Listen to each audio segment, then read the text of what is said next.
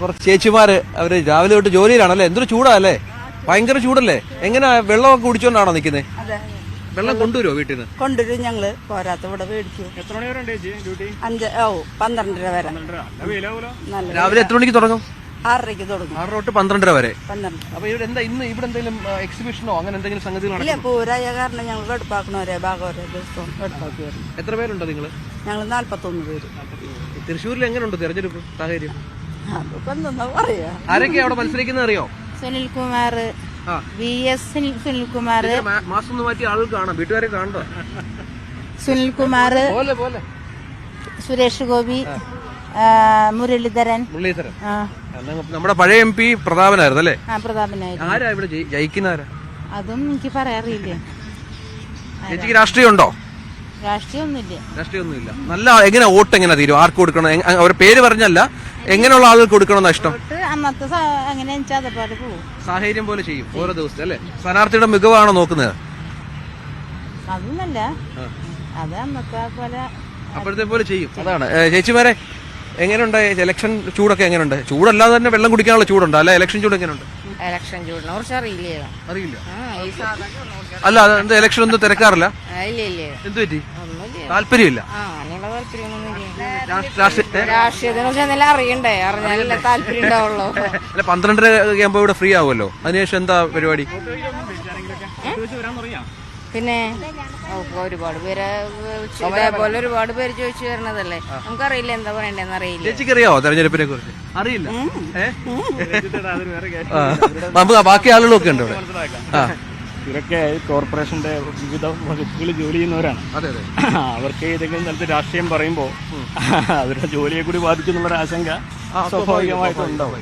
പക്ഷെ രാഷ്ട്രീയത്തിലേക്ക് ആരാ നേതാവാണോ ഇത്? നേതാവാരാ? കൺവീനറാണോ? എത്ര പേരുണ്ട് ഇവിടെ ജോലിക്ക് എത്ര പേരുണ്ട്? ഞങ്ങളിപ്പോ 42 ആള്. 42 പേരുണ്ടല്ലേ?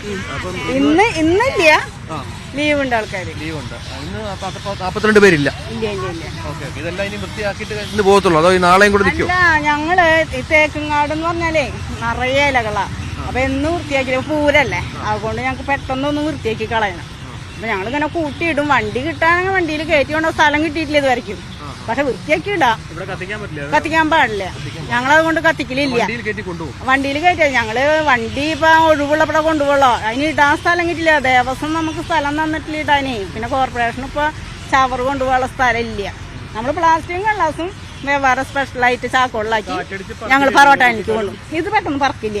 ഈ സാധനം പെട്ടെന്ന് വലിയ പറക്കുള്ള അത് ഞങ്ങൾ പറവട്ടാനിലേക്ക് കൊണ്ടു. പിന്നെ ഇലകൾ മാത്രമേ ഉണ്ടാവുള്ളൂ.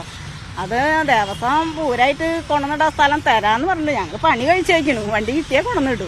ഇലക്ഷൻ ചൂട് എങ്ങനെയുണ്ട് ഇവിടെ? അയ്യോ, ഇലക്ഷൻ ഞങ്ങൾക്ക് പണി കൂടി. പോസ്റ്റർ ഒട്ടിക്കലും കീറിയിടലും ഇവിടെ പോസ്റ്റർ ഒട്ടിക്കും ആൾക്കാർ. ആ റൗണ്ടിലൊക്കെ നിറയെ കീറിയിട്ടൊക്കെ തരംതിരിക്കലായിരുന്നു. പണി കുറെ ഉണ്ട് ഞങ്ങക്ക് ഈ പ്രാവശ്യം പണി കൂടുതല. ഇലക്ഷനും പൂരായ കാരണം രണ്ടും കൂടിയുള്ള പണിയാണ്. പിന്നെ അതല്ല, ഗവൺമെന്റിന്റെ ഇത് ഒന്നുമില്ല ഒട്ടിക്കാൻ പാടില്ലായിരുന്നല്ലോ. ഒക്കെ ഒട്ടിച്ചിട്ടുണ്ടായിരുന്നു. കംപ്ലീറ്റ് കീറിയിട്ടു. 2 പണിയായിരുന്നു. ഇന്നും ഇല്ല.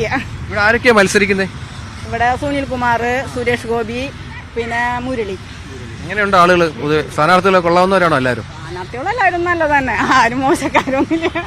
ഏറ്റവും ശക്തമായ മത്സരം ഇവിടെയാ പറയുന്നത്. അതെ, വലിയ മത്സരമാണല്ലേ? വലിയ മത്സരം. വീട്ടിലേക്ക് വീട്ടിലേക്ക് സ്ഥാനാർത്ഥികൾ ഇല്ലല്ലോ, അവരെ അനുയായികളല്ലേ. അതൊക്കെ വരും. സ്ഥാനാർത്ഥികൾ ഇങ്ങനെ റോഡ് ഷോ പോലെ പോവല്ലോ. ഞങ്ങളെ സുനിൽകുമാർ ഞങ്ങളെ പറമ്പിൽ ഡെയിലി കാണുന്ന കാരണം ഇടയ്ക്കിടയ്ക്ക് വരും.